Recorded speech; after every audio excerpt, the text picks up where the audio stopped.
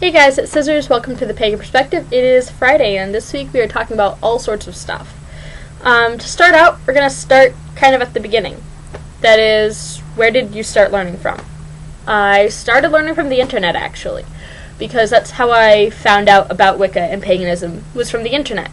So it was only natural that that's where I started finding my information about it. I just started Googling and reading. Teenwitch.com was a great website. Still is a great website, whether you are a teen or not, actually. It has some really great articles on there and a lot of good information, and I really endorse that website because I learned a lot from that website. Also books, because books are pretty cool things in general. Solitary Witch by Silver Ravenwolf was the first book that I read on Wicca, or paganism at all. It was a really good book, actually, for being my first book.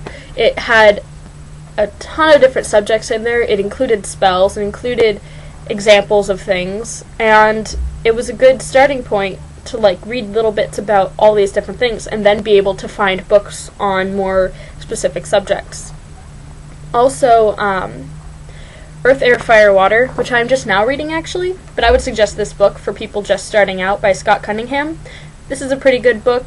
It's not about Wicca, really, it's more just about nature magic. But it's a really good book if you're wanting to learn about magic in general, and how to use natural elements in your magic. So that's a good beginner book. Teen Witch was a good beginner book.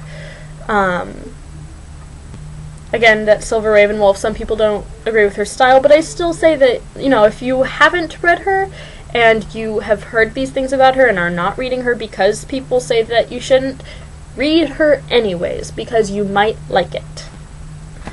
But yeah, there's a lot of videos out there floating around about book suggestions. I'm going to be doing one soon with just a bunch of, beginner books. There you go. And so you can search around on YouTube and find some book suggestion videos, because there's a lot of them. Strike up conversations with people to find websites and books. Like if you're at a bookstore in the New Age section and there's a person there, you can say, hey, any suggestions? And they might say, yeah, this was a great book, you should check it out. And yeah, talking to people online is also a great way to do that. But there's a little catch. Gotta be safe about that. How do you find your teachers, though? Not everybody needs a teacher. Some people aren't supposed to have one, really. I don't think that you should really go out with the intent to find a teacher. I mean, yes, if you think that you want a teacher and you would like to have a teacher, you should think, I would like to have a teacher. And you can kind of search for one, but you shouldn't be necessarily chasing after it, because you might not need one, and you won't find one then, and that could be really frustrating. Or you would find a really bad teacher, and that would suck. Witchfox, another great website if you're looking for good articles, but also a great place to find some people and witchy shops, especially. Again, be safe. It's the internet. And not everybody is on there. I'm not on Witchfox, so. But yeah. And then there's always, YouTube. A lot of us on YouTube really like to answer questions, so if you're looking for someone to answer some questions, I especially love to answer questions. So you could always go to my personal channel and drop me a note / little message thingy, and I like to answer those questions. But yeah, usually a teacher will find you. You will be in a situation where you realize, hey, this person is a lot more advanced than me, they know a lot more. And then you start asking questions, and you can ask them, hey, will you be my mentor, will you be my teacher? Sometimes it just happens. Now, how do you stay safe when you are online searching for teachers?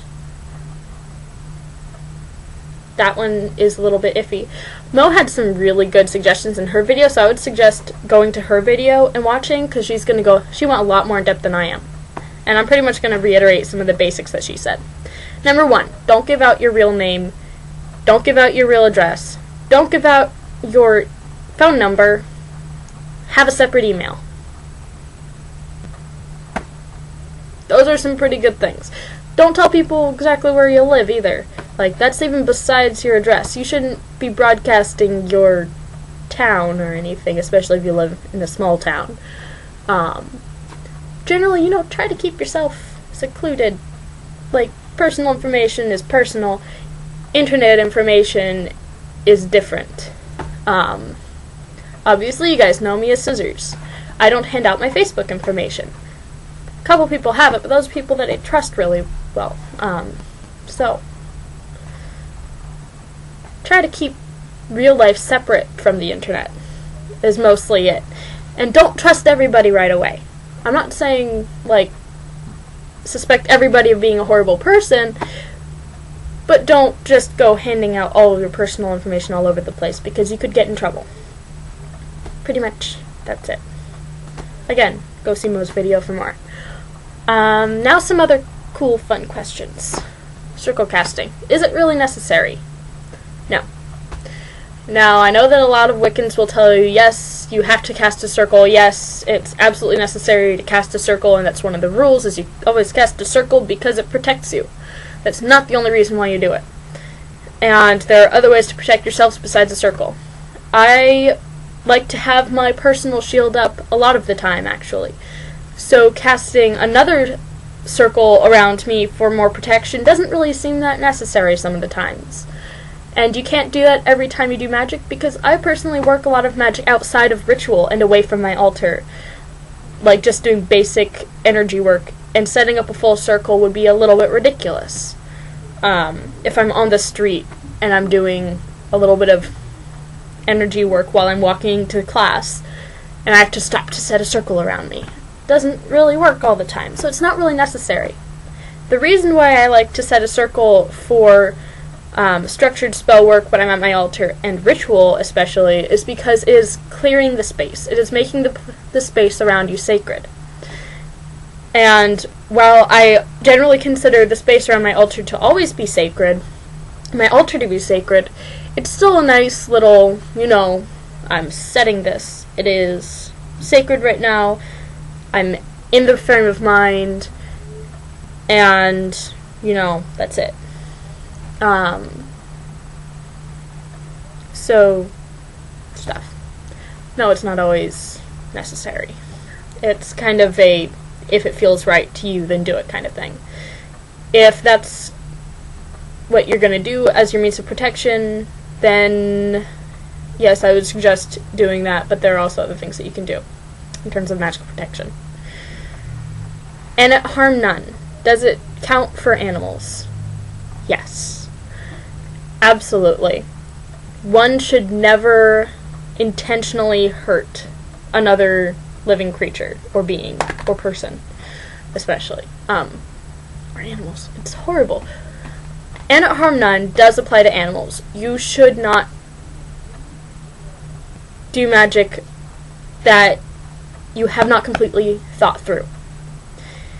You should always think through your magic. Never do magic when you're upset or angry.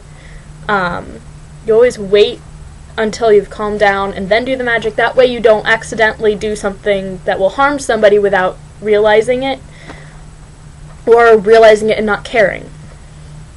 So, does that apply to animals? Yes.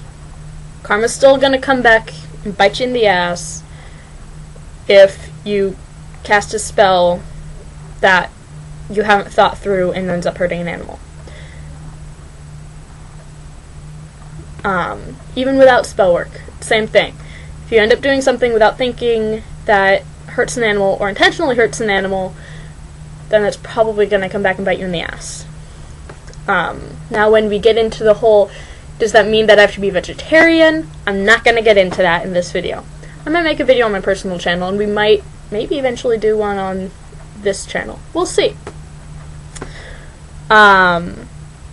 the Athame. Does it have to be double-edged? No. I am a firm believer in the fact that this is a very, very eclectic religion and spirituality, where not everything has to be exactly what this one book says, or not everything has to be exactly what these people say. Not everything has to be traditional. You can pretty much do what feels right to you. If you have a steak knife that you really want to be your Athame because it was your grandfather's steak knife and it means a lot to you, or it just feels right, use the steak knife. It does not have to be a double-edged knife. Almost every book will tell you that, every book that mentions an Athame will probably tell you that it is a double-edged steel knife with a black handle. Does not have to be. A boline is not always a circular knife, a knife with like a circular or sickle-shaped blade with a white handle. I used my pocket knife for my boline. My Athame is carved out of wood. It doesn't have blades. So, do what feels right to you, and don't necessarily conform to what others say that you're supposed to do or is traditional, just because that's what they say is traditional. You should definitely feel free to make this religion your own. So, with that, I'm going to see you guys next week. Much love and blessed be.